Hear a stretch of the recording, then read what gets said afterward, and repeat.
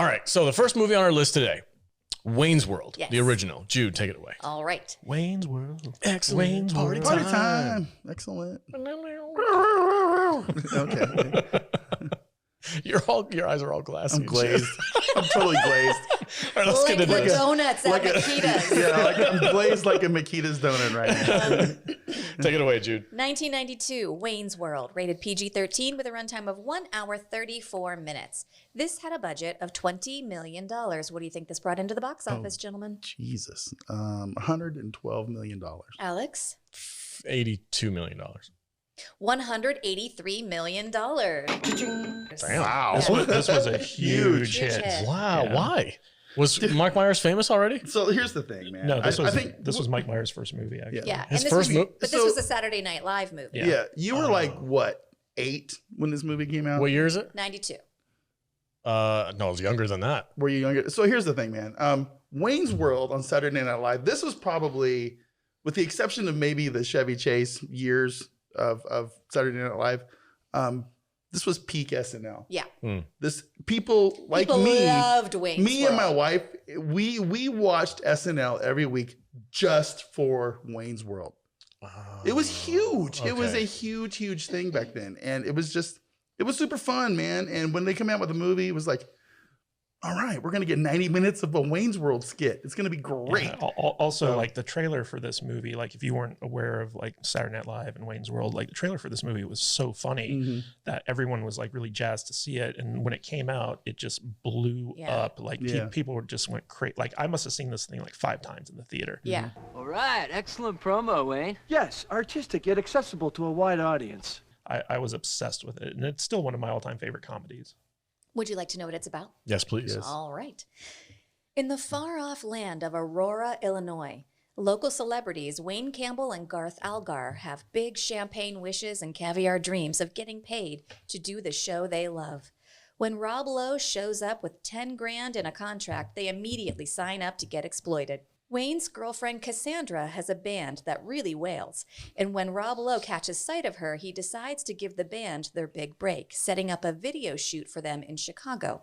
When Wayne and Garth learn their producer wants to make changes to the show, Alex passive-aggressively takes matters into his own hands, embarrassing the show's sponsor on air.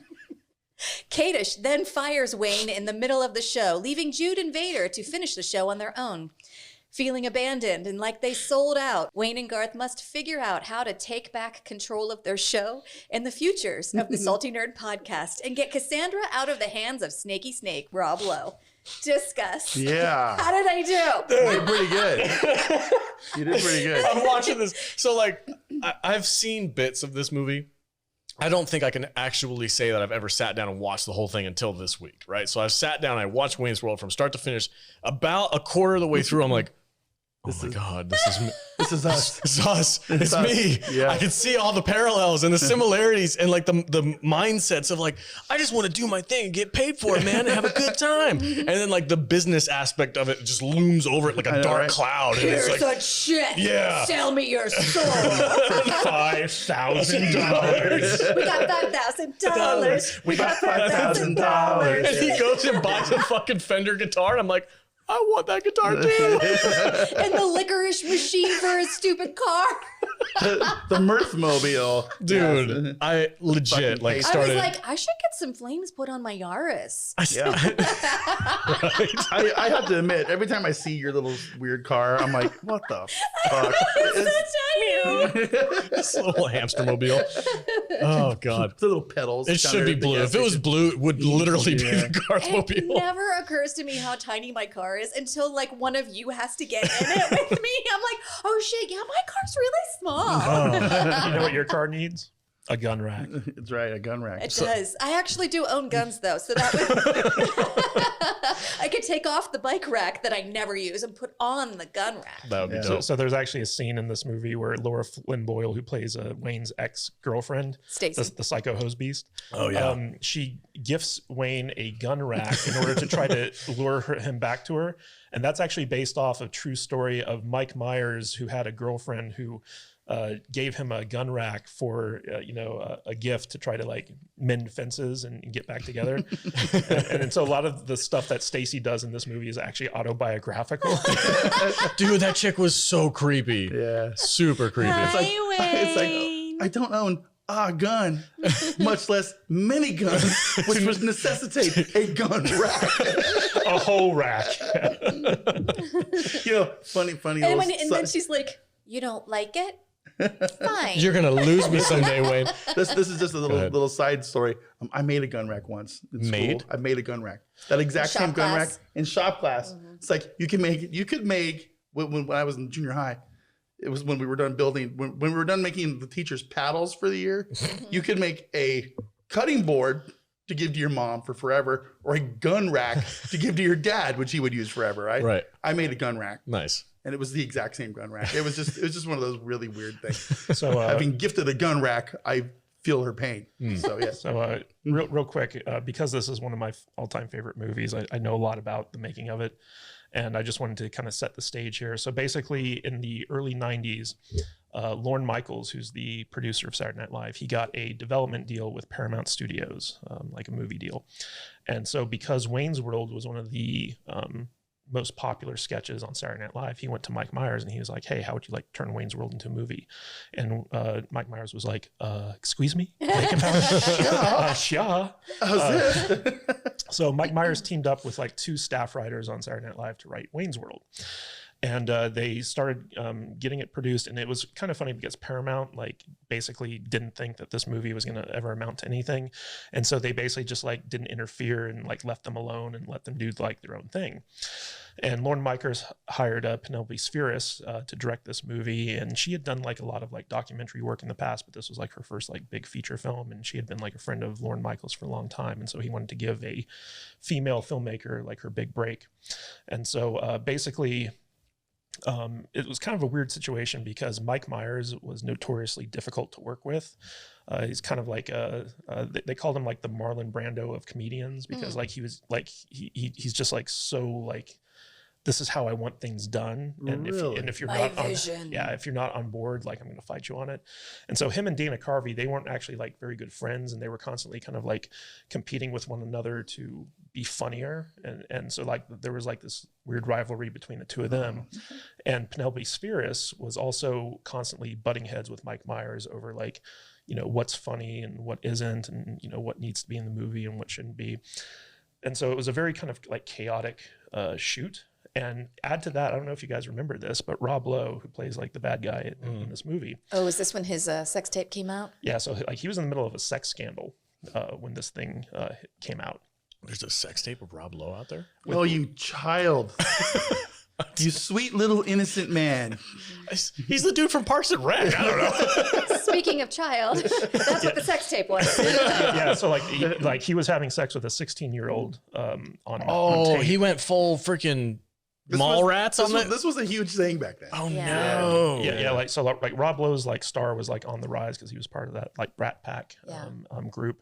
And this tape came out of him at 24 years old having sex with a 16-year-old, and it was like a huge scandal. And it looked like his career was pretty much over. Like everyone was like, like Rob Lowe is like radioactive. So now he just plays scumbags.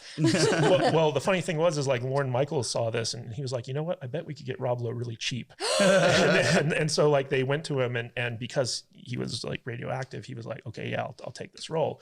And he actually credits this movie with saving his career because after this, he kind of rebranded himself as a comedic actor and got that role in Parks and Rec and stuff like that based off of like his You performances. look in this shocked, movie. Alex. Are you He okay?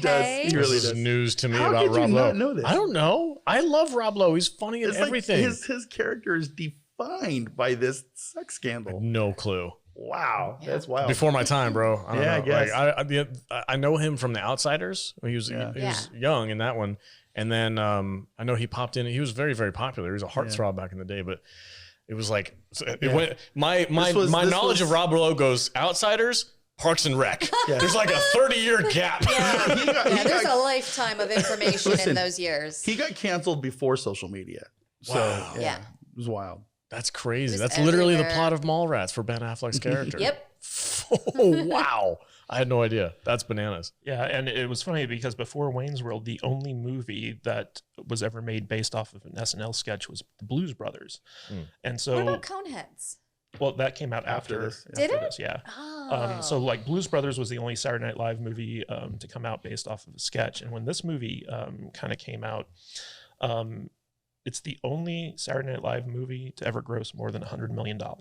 Like this movie was a ginormous hit, and it was just it kind of set the stage for the formula for taking like a short form sketch comedy and turning it into a feature film. And it's kind of funny when you watch it and compare it to like Wayne's World 2, because of the difficulty that Mike Myers had with Penelope Spheris. He basically said, I don't want to work with this woman again. And so like she didn't return for the sequel. It was a different director. And you can tell that like Spheris was partially responsible for how good this movie turned out, just based off of like her kind of innate filmmaking ability.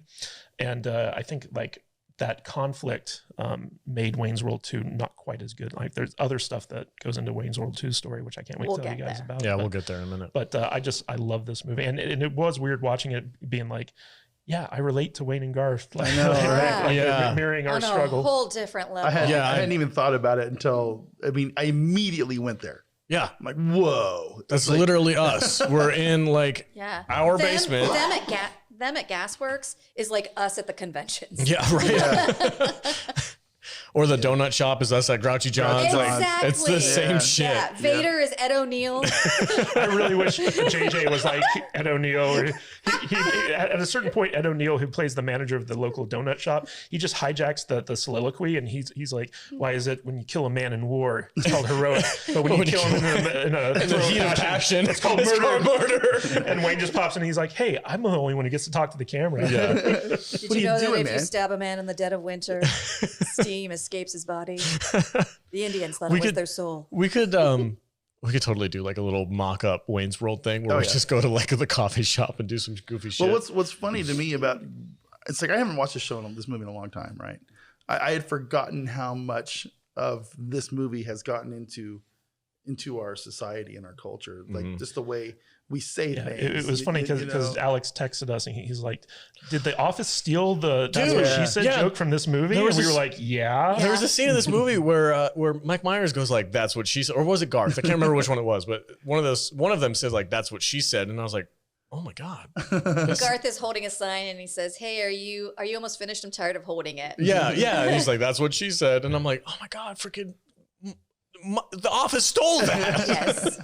Yeah, the Steve Carell character in The Office was a big fan of Wayne's World, so like he just like stole that joke. That's amazing. It's so easy to like use. so many connections that I had no idea to this movie. Like the cultural significance of this movie is way more than I thought it was. What was funny is like the most iconic scene in this movie is when they're in the Mirthmobile and they start headbanging to Bohemian Rhapsody. Right. And when this movie came out, like Queen was actually like on the decline. Like it was uncool to like Queen.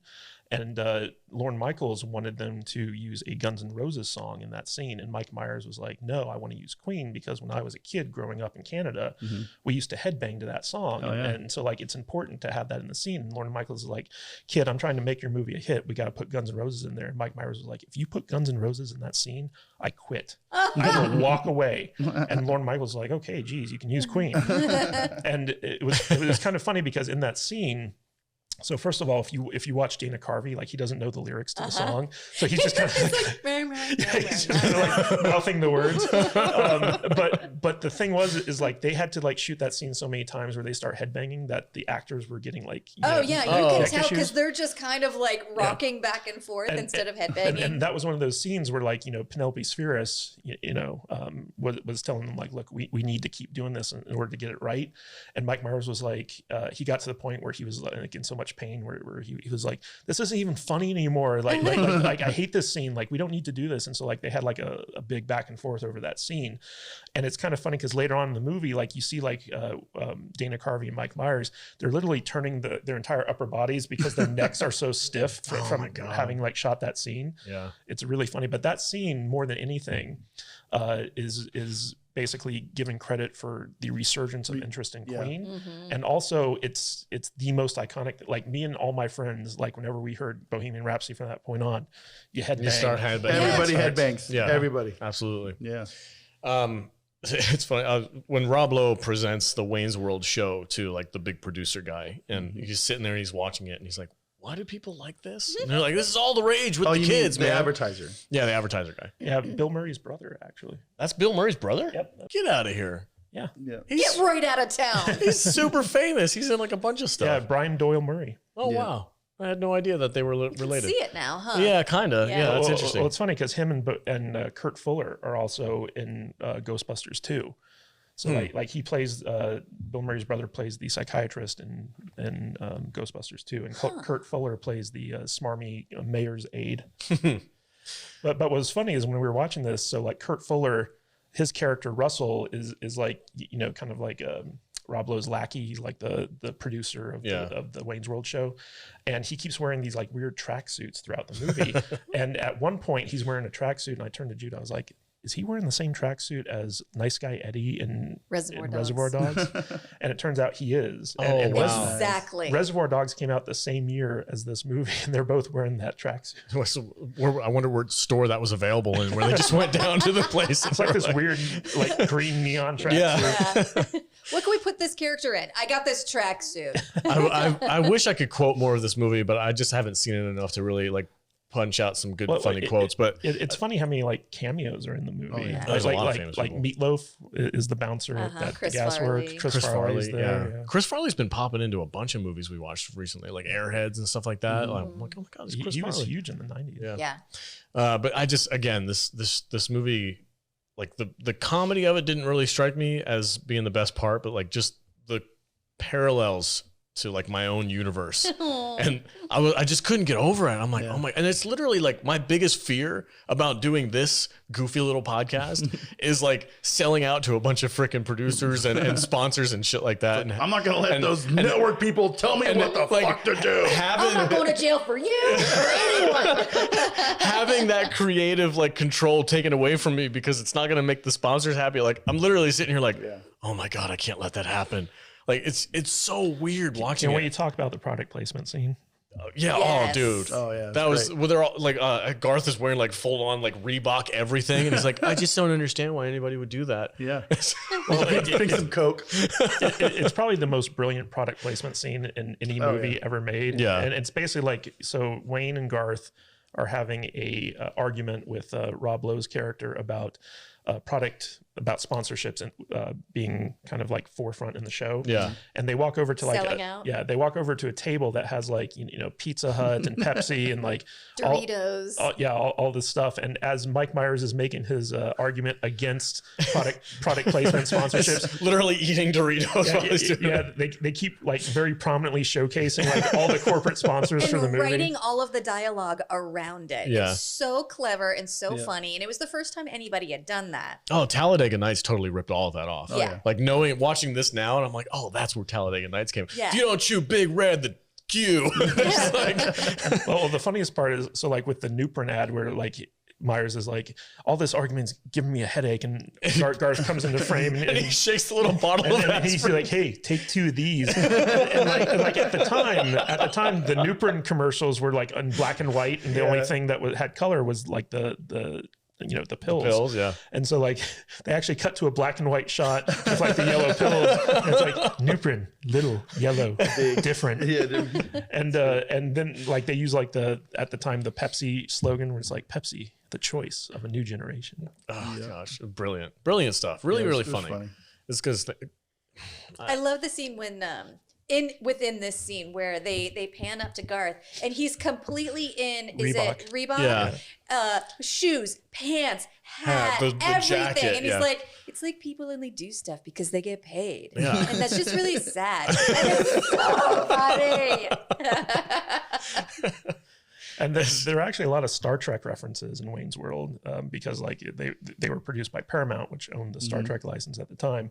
I think there were like at least 3 Star Trek references in this one and 2 in the sequel. There's a whole like boldly go quote that happens in this movie. And then on the balcony when they're like, yeah, it's just like, Star Trek Next Generation. Yeah. It's a lot like Star Trek, The Next Generation. In many ways, it's superior, but will never be as recognized as the original. It's funny, dude. Yeah, but And they sing the theme song to the original they series. do. Yeah, he's whistling the theme song. That's not okay. Yeah, I remember that. He's on the hood of the car. It's a good damn movie. It's really funny. You ever gone to the airport and stood on the hood of your car and go, whoa, when the jet flies over? Yeah. Wayne's World did it first. I know, right? And then there's that great scene where like Garth is like telling off Wayne, and like the engine noise from the plane just like drowns out everything. Yeah, it cuts over off. like Wayne's just like, kiss your mother with that mask. God. My God, the jumpsuit's hilarious. Yeah. I don't know what else to say about this movie. Well, what It's just- what don't you not like about this movie? I'm surprised Alex got any of the humor from this movie. It is a little, because he usually not doesn't all of understand it. comedy. Not all of it. A lot of it was like, oh my God, so cringy. Like there was a lot of cringy shit, especially with Garth when he was dealing with girls. Like anytime that Garth would get around a girl and he did his goofy like, I don't know what that. I don't know what I'm doing. Like oh my God, like that was. Did you know Garth's dream woman was Dan Aykroyd's wife? No. Go Dan Aykroyd. She's gorgeous. No, I did not know that. But no, it's just that kind of stuff didn't really strike me as funny. I don't think I like Garth all that much. I think Wayne is way funnier. Garth is more of an annoying character, but I don't really like that actor all that much. Like, Do you like Dana Carvey? I've seen him in other movies, and I'm just like, he's not my humor, man. Yeah. I just don't get him. Like, I think if this was just a Garth movie, I would not like any of it. But because Mike Myers is in it, he kind of adds a special element that makes it funnier. And then the parallels to like what we do here really set this movie over the bar. Because besides the Jurassic Park reference, I really didn't like the second one at all. So I think there's a clear definition between the two for me. But I don't know, man. Some of it went over my head. Rob Lowe's funny because I like him, but now knowing the history of why he's in this movie kind of freaks me out a little bit. I'm like, I probably should. Like, Sorry we ruined Rob Lowe for yeah, you kind of did. Kind of popped the bubble on that one. Do you want to talk about Cassandra and her band that wails? Oh my God, she's freaking gorgeous. I want to talk about the shitty Beatles. They suck. So it's not just a clever name. Go ahead, you guys. This is all your movie, man. You guys take it away. Carrera, man. What's Cassandra's band name? Crucial Taunt. Crucial Taunt. Crucial Taunt. Yeah, they wail. They Is do it? well. What's your band's name again? Was it Self-Inflicted Self-inflicted Wounds? Oh man. You know, Tom and I used to go to trivia every week, and one time we named our trivia because you have to name your team. And one time we named our team Crucial Taunt. We were like, nobody's gonna get that, and like everybody was like, "That's an awesome name." We were like, "We're such nerds. We're super nerdy. Yeah, but good stuff. it's great because you know. So Tia Carrera, this was like the first movie I think anyone ever remembers her from, and she plays like Not Call the Conqueror." Yeah, That's insane. so she plays Wayne's love interest, and every time like he sees her, like you hear Dreamweaver and there's like all this heartbreak stuff. So my favorite bit in this movie is when he learned how to speak Cantonese. Oh, yeah. To hit on her. Sings up into why. Yeah, and he's like talking to her. And he's like, "Oh, I don't know all that much. I just started learning the other day." And he goes on and has like a full on like conversation with her about like really deep topics. About Stacy, who's behind them making out with some other guy. And at a certain point, he just stops talking, lets the subtitles go. Yeah, Yeah, that humor was really funny. I liked it when he was talking to her dad too. yeah. You That's know, in the next one. no, it's in both. Is it? No, Yeah. No, it's not. It's not? No. the dad's not introduced until the second one. Oh, I'm getting my movies confused Me too. too. Well, I thought he was in this one. 3 shots Yeah. deep. Anyway, so Vader, you got to tell me, man. Like, what growing up, you watch this movie all the time? Was it Well, as influential to you as it was? I don't to know other if it people? was influential, but I remember it had a huge impact on just society and how we talked, and you know, we all, everybody used the taglines from the jokes in everyday life, you know, and it was just one of those movies that everybody watched and everybody thought was fun and enjoyed. So it had an effect. You know, like I said, everybody watched Saturday Night Live back then for Wayne's World. And on the nights that it was Saturday Night Live was on and there was no Wayne's World, people were mad. It's like, man, no Wayne's World last night. What the hell, you know? So yeah, it was just one of those things. I had no idea this was Everybody's like, oh man, she's a mega babe. Shwing. That basically is a babe. Oh yeah, every like teenage boy was going around going swing, swing, swing, swing. It's very inappropriate. Yeah. My boss asked me, he's like, "So what are you talking about this week on the show?" And I'm like, "Oh, Wayne's World." And he's like, swing. I was like, "What the fuck?" It's weird, man. Yeah, one of the things I love about this movie is like it's so well put together. So the whole beginning of this movie, you're introduced to Wayne's world, where him and his friends go around Aurora, and they show you like, you know, the clubs they go to and the donut shop everyone hangs out at and all this other stuff. And they introduce you to the characters that are kind of like in the Wayne sphere. And it's just like they set the stage for the world so perfectly.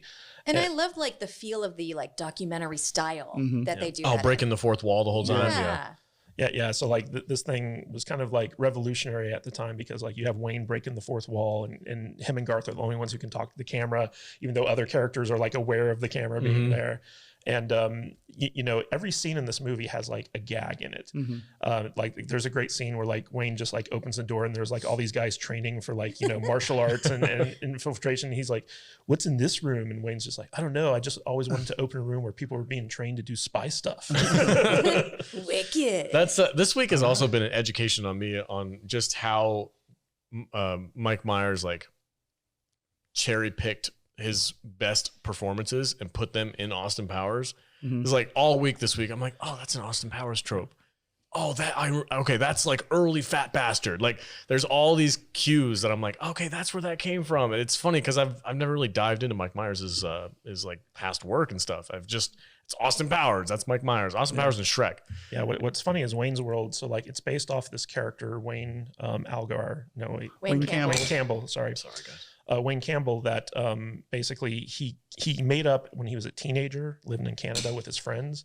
And it was just like this metalhead guy, right? And when he went into SCTV, which is like the Canadian version of Saturday Night Live, he brought this character with him. And this was like before Garth. It was just like Wayne, the metalhead guy. And he'd like go on there and he'd do his like Wayne shtick. And it was extremely popular. And when he jumped over to Saturday Night Live, he wanted to bring the character with him. And Lorne Michaels was like, you know, you need someone to play off of. And at the time, Dana Carvey was the most popular cast member, and so he teamed up Mike Myers. Was he doing the church lady then? He was doing the church lady and all that stuff, and the Bush impression. And so he teamed up Mike Myers with Dana Carvey, and Dana Carvey based Garth off of his brother Brad. So like he's just doing an impression of his brother Brad. And for whatever reason, it worked, even though like Mike Myers was initially resistant to bringing on like, you know, a sidekick. But it ended up working out. And, you know, you really get the sense that like Wayne and Garth are like best friends forever and all that good stuff. And like this whole movie, like every gag in this movie, even though some of them are a little dated, it works. And I think this was actually the first movie, you know, speaking of parallels between this movie and our podcast, they do like callback humor to other movies. Like the biggest applause moment in this movie is when Robert Patrick shows up as the T-1000 and he's like, have you seen this boy? Like people in theaters lost their crap because Terminator 2 came out literally the year before this movie. And so like that was like a big thing, but like it still works today. You know, when you see Robert Patrick, you're like, oh God, that's the T-1000. That's because that's like the best Terminator movie. Have we never done a Terminator week? We haven't. Oh my God, that needs to happen. I don't know what else to say. I'm kind of at a loss. I feel like I don't have the same connection that you guys do to this movie. I had this soundtrack. Did you really? I played it Oh, yeah, it was a good constantly. soundtrack. Okay. Yeah, they put Tia Carrere like doing the actual covers of these songs on the soundtrack, and she wailed. Oh, She that did was well. actually her singing? Oh, that's even better. And Awesome. in fact, Dana Carvey's drum solo in this movie is all him. Like they actually like that's him playing the drums. That was a gag though, because he wasn't hitting Well, the gag was that it was really him. so he did the sound, but in the scene though, he's not actually hitting the drums. No, he really is. No, I was watching it. I'm like, okay, you can hear cymbals going off, and he's not actually touching any of the cymbals. Watch it again. I'm gonna have to watch it again. That can't be real. I love that scene where Wayne goes into the guitar shop and it's just like no stairway. Oh, Denied. dude, that's Oh, not but even. that's That's a a true real thing. thing. That's a real thing. It's forbidden. If you go into a Yeah. guitar center and start riffing on a guitar, some overused song, they Kadish will was like, shut your shit down. Kadish was like, I still don't get that joke. And I was like, it's not a joke. No, that's that's a real thing. for And real. that's the joke. There's forbidden riffs Yeah. that you cannot do when Yeah. you go to Guitar And it Center. was like every musician who's ever walked into like a music store has been told that. And Yeah. that's a legit Thing. Yeah, you go in there, you start playing Stairway, No or you Stairway, start man. playing like Nirvana, you're denied. fucking done. Yeah. Yeah. He was like, why? Is it because it's so long? I'm like, no, because every musician goes in there and does It's that. not just every musician. And I get it. staff is Listen. like, no. It's literally every noob Yeah. who goes and Yeah. learns the guitar for the first week. Yeah. It's like 3 songs that you learn. You learn "Smells Like Teen Spirit," Stairway to Heaven. Stairway to Heaven, and Wonderwall. then Wonderwall. Well, that's like 2 chords, and then there's one other one. What is it? Dun dun dun dun. dun. What song is that? Oh, that's from a band in high school. Yeah. I can't remember the name of the song, but there's like Smoke on the Water. Smoke in the Water. Thank Thank you. Yeah. So speaking of music, we got to talk about Alice Cooper's cameo in this movie. Yeah. We are not worthy. Because originally Mike Myers wanted Aerosmith to do the cameo, and Aerosmith basically turned him down because they're like, we're not going to be in a stupid Saturday Night Live movie. Actually showed up for the stupid sequel. well, after like the first one grossed like $200 million, but so sellouts. the funny thing is so like they got Alice Cooper to agree to do the cameo in this movie, and it is the greatest cameo in any comedy movie ever. Millie Walker. Yeah.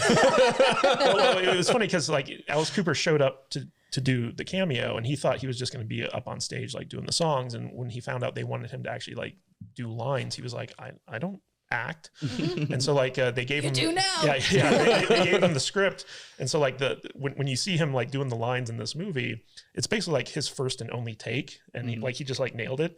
But it's funny because Alice Cooper, you know, like when Wayne and Garth are trying to talk to him, he's actually like, that's a good point, Brad. Actually, actually they used to pronounce it Milwaukee, which is Algonquin for the good land.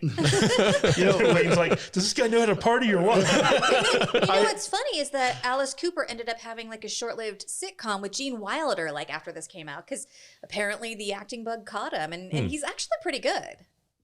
What were you gonna say, V? I was gonna say I appreciated that scene in particular because it reminded me. Well, I mean, a lot of this show reminds me of Saturday Night Live skits because that's basically what it is. It's just one long tacked together skit. But the Alice Cooper thing reminded me of how when they have people come on the show that aren't actors, they're musicians, and they kind of like slide them into a skit on the show, and you can tell they're terrible actors, but they just make it work. In this movie, it kind of fits though. But that's why I was saying I appreciate it, because it works. It works fine, and it was just good. because everybody else in the movie is so ludicrous. Yeah, that when you have somebody who's actually trying to act in the scene, they come off as so much better than everybody else. Yeah, and it leads right into the famous "we're not worthy, we're not worthy" scene, and it's like that's another thing. Like everyone who are fans of this movie, like we're not worthy. That's everywhere though. Like anytime this movie starts. I know. Obviously, I know that. Yeah. Now. But no, that's been a Wayne's World thing forever, right? I know that where that came from, but it's just funny to like when people meet other famous people, you know, they always go, "Oh, we're not worthy." You know, it's like shit. We might as well just do that to David Tennant the next time he comes on, or David Hewlett. The best part is when they start doing it to Alice Cooper, he just like puts his hand out, he feeds right into it. He's like, "Kiss my ring." It's so goofy. I love it. And on their way to the Alice Cooper concert, they do like the Laverne and Shirley intro. Yeah, that was good. I like that. Milwaukee. Yeah. Milwaukee. Alex is all, I've never seen Laverne and Shirley. It went over my head. They did the entire opening scene credits. You guys are talking at the same time. What? They did the entire opening credit scene to Laverne and Shirley. Yeah. We're gonna do it. No idea which I'm 34, guys. Yeah, 34. I know. God, you're frustrating sometimes. It's okay. So another thing I really loved about this movie was the multiple different endings. Yes. And it was basically a takeoff of like, you know, for especially for comedies, they would film different endings and do test screenings to see like which ones did the best. Like Clue. And did you recognize one of the cast members Colleen of Clue? Camp? Yes. Yeah, she was she played Yvette in the movie. Yeah, she's the video game guy's wife. Oh, cool. Yeah. Yeah, so she played Mr. Vanderhoff in this movie, but she was the maid Yvette in Clue, the one who was like the fake French maid. And it was kind of funny like seeing like the three different Clue endings, because they actually do like a Scooby-Doo ending where one of the characters they introduce at the beginning of the movie is just like the local like amusements park owner. They unmask Rob Lowe, and it's like him underneath. Has that guy just always been old? Yes. Like I've seen him in movies that came out like a couple of years ago, and he looks exactly the same. I was looking at it, I'm like, how? It's like Strickland. I was like, has he ever had hair? Nope. I also love like Garth's plan to like broadcast Cassandra's performance to Mr. Big, where he's like, I'm going to bounce it off these satellites and all this other stuff. And then he's like, It's almost too easy. He's got that stupid little computer in front of him. Boy, that security guard was very informative. Okay. I got completely hoodwinked by this first ending where like they bounce this off the satellite, they send it to that one dude in the limo, and he watches it, and then he shows up at the house and he's like, I came all the way here to say, I'm No, thank sorry, you. but I can't have you on my show. And I was like, that's a shitty ending. and like Cassandra's like, you ruined my career, Wayne. Yeah, I'm watching this. Like, this is the first time, again, I don't remember the end of this movie. I'm watching it, I'm like, oh, this fucking movie's a bummer. What the hell? And then it like cuts to a completely different ending. I'm like, like the house She's like burns banging down. Rob Lowe, and she's like, last night was amazing. And Rob Lowe's like, you didn't really think she'd end up with Wayne, did you? And then Wayne and Garth just kind of come out of nowhere, and they're like, yeah, right, like we did in the movie, like that. I do want to say it is a trope throughout both of these movies that Wayne is continually fucking Cassandra's career.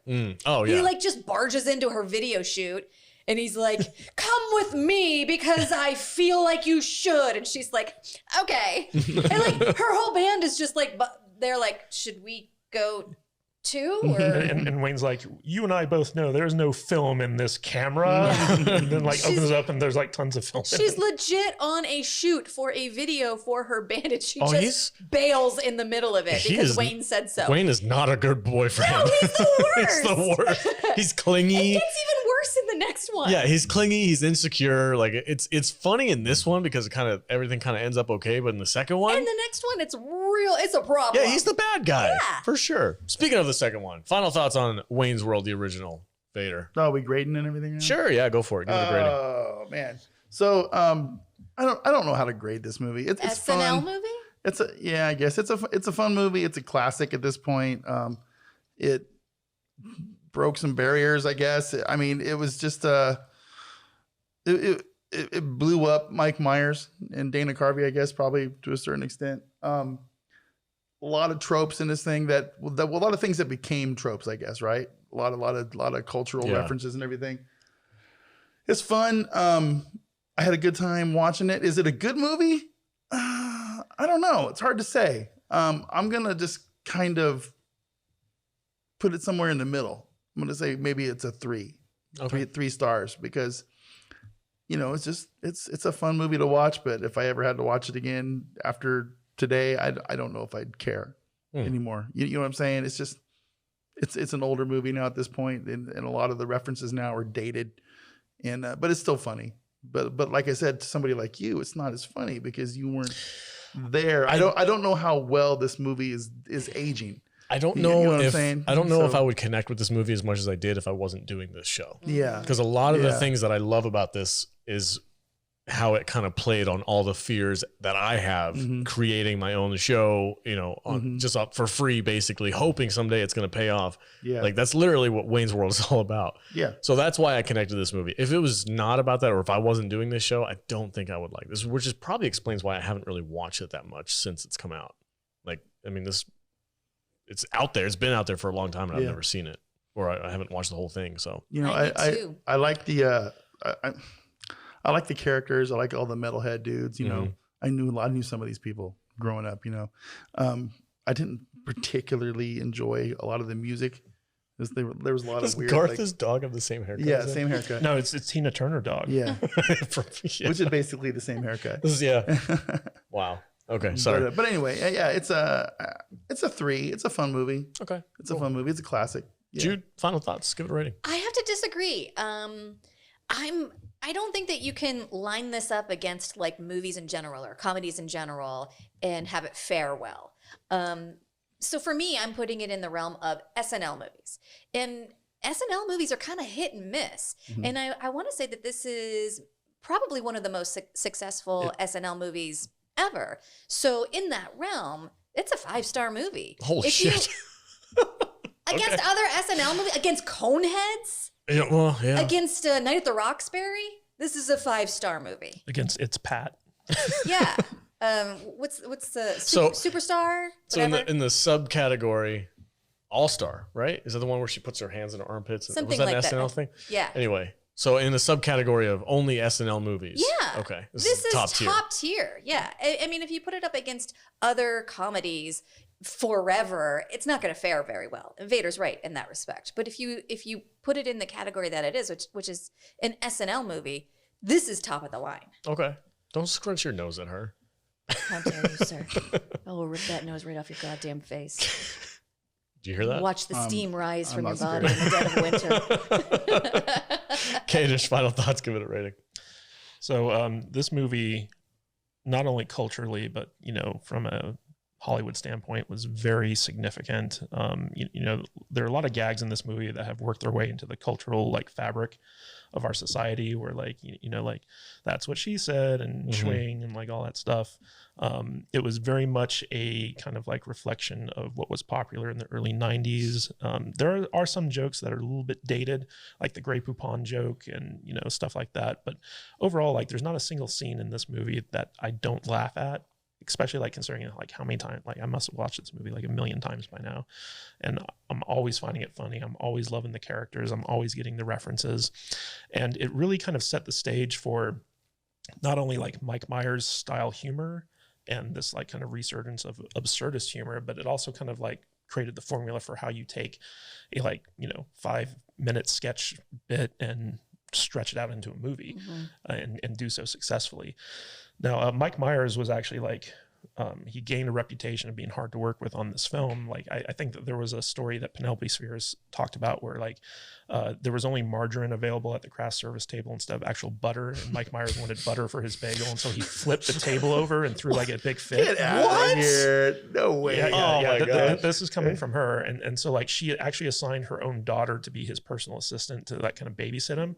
And this made her daughter hate her because like she was like, I'm sure that's a shitty thing to do to your kid. And her and Mike Myers had a huge fight over like the final cut of this movie, and Mike Myers had all these things that he wanted changed and fixed, and Penelope Spheres was like, no, I'm the director, I get to say like how this movie ends up. And so like the movie that we see is a direct result of Penelope Spheres kind of like, you know, like her vision, I guess you could say. But it was really one of those things where it was Dana Carvey, Mike Myers, and Penelope Spheres who made this movie what it was. And because of that, I think like it works brilliantly. I think that like this is one of my all-time favorite comedies. I feel like this is a brilliant movie. It's set like I judge like classic films based off of how many times I can watch them and still be entertained. And this movie has never failed to entertain me. And because of that, I have to give it 5 swings out of 5. Like to me, like not just as an SNL movie, like this movie is legit, in my opinion, a classic. And so like I give it 5 stars. You're all over the place. Whoa. Your taste in movies just All right. fucks with my head more and more every week. I'm gonna give it a 2.5. I was right down the middle for me. Fist bump there, bud. Swing. I don't know what the fuck you were doing. You're trying to touch my. Can we do the ending where Kadish gives this movie a real score? You didn't think we were gonna end the podcast like that, did you? Fucking 5. 5 stars. 2 5s. That's all right. So it's 2.5 star for movie What for is me. wrong with you guys? I don't know what they're on another planet, bro. They're freaking. That's cool, man. You guys do you? Ribbed for her pleasure. So stupid. There's so many funny things in this movie. I don't see like how you could not give it a higher rating. It's just it was fun, but I'm not gonna go back and watch it 1,000,000 times. But I don't understand comedies. That's the thing. Yeah. Like there's movies that I think are funny, but they're rarely like straight comedies.